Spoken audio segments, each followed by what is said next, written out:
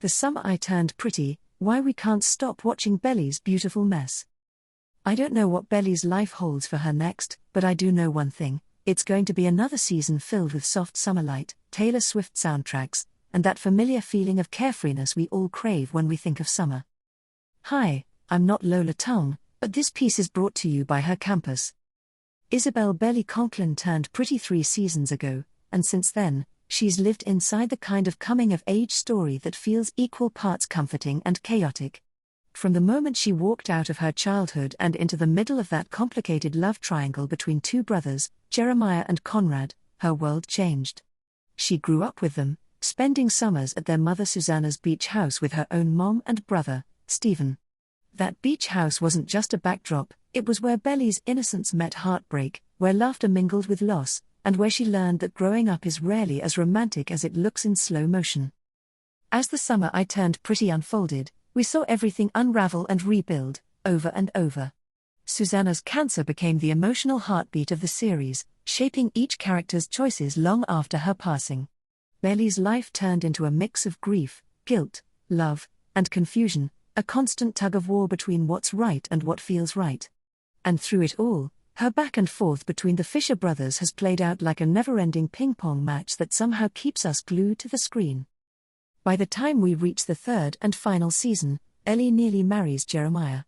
She almost settles into that version of stability she's been chasing, but something inside her hesitates.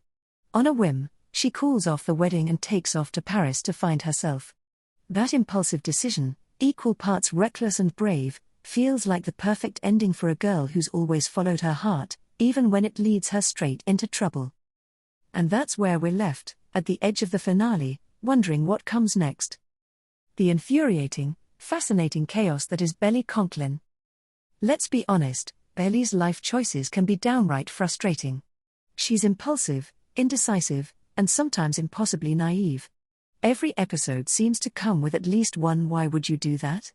moment. My friends and I text in all caps about it every week, swearing that this will be the Wednesday she finally figures it out.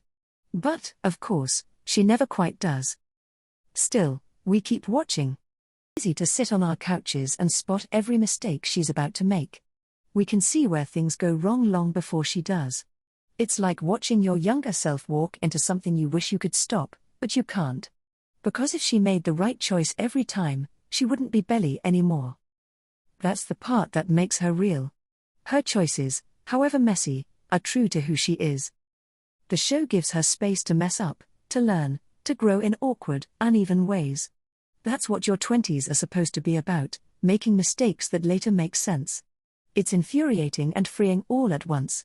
Watching Belly stumble through her relationships, her family drama, and her sense of identity feels like watching a piece of ourselves on screen, the part still figuring it out, still trying to decide what love and independence actually mean. I do wish she'd push beyond her little bubble, though. Beyond the perfect coastal town, beyond the love triangle, beyond Cousins Beach. But maybe that's the point.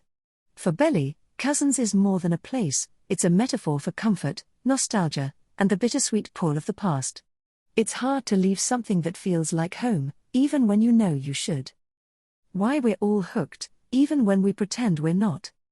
Here's the thing, The Summer I Turned Pretty isn't just a show anymore. It's an event.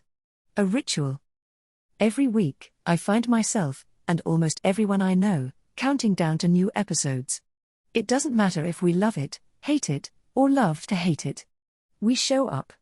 We watch. We debate. In a world where everyone's online experience feels hyper-personalized, SIP somehow manages to bring us back together.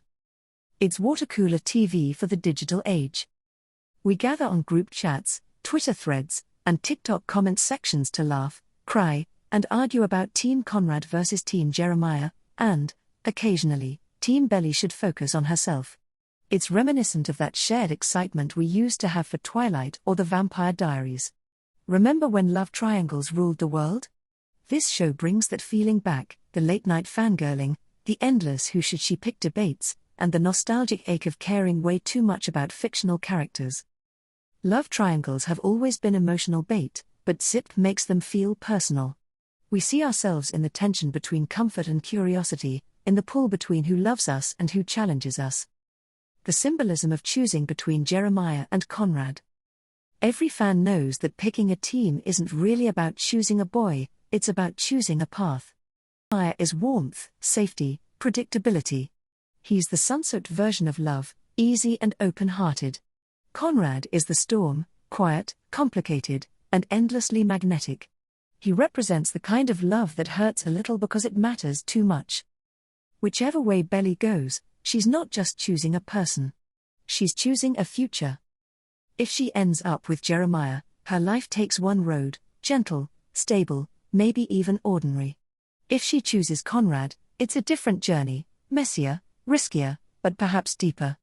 And that's what makes the fandom so divided. Because deep down, we're all projecting our own beliefs about love, risk, and happiness onto her decision. The show invites us to ask ourselves, would I choose safety or intensity? Certainty or passion? That's what makes this story linger long after the credits roll. It's not about which Fisher brother wins her heart, it's about watching a girl figure out who she is when no one's defining her anymore.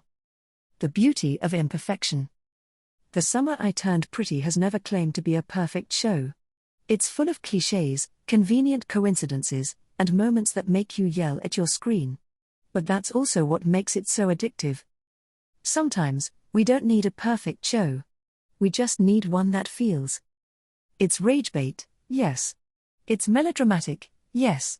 But it's also warm and deeply human. It stirs up something in your chest, the ache of growing up, of saying goodbye to the version of yourself who once thought love would be simple. Belly's summers were once about tanning, swimming, and secret crushes. Now, they're about choices, consequences, and coming to terms with change. Her perfect summer dream is gone, and maybe that's okay. Because perfect is overrated. Perfection is predictable. It's repetition dressed as comfort. Real growth, real life, it's messy, awkward, and beautifully imperfect. Why we keep going back. Even when the plot frustrates us, even when Belly's indecision makes us groan, we keep coming back. Maybe it's because, like the tide, we're drawn to stories that remind us of our own humanity. There's something nostalgic about it. Something comforting. Watching The Summer I Turned Pretty feels like revisiting a version of yourself that believed in big, dramatic love stories and thought every heartbreak was the end of the world. And maybe, just maybe, that's why it works. Because deep down, we still believe in summers that change everything. We still crave that soundtrack-filled, wind-in-your-hair kind of magic. We still root for the girl who's trying to figure herself out, because we're still doing the same thing. Where Belly's story will go next. Maybe she'll find peace. Maybe she'll find herself. Or maybe she'll keep making the same mistakes until she learns what she truly wants. What I do know is that it'll be another chapter of aesthetics, Taylor Swift songs echoing in the background, and that bittersweet kind of hope that only summer can bring. Her perfect summer at Cousins might be gone, but she's finally living something real. And like the ocean, calm or crashing, gentle or wild, we'll always come back to it.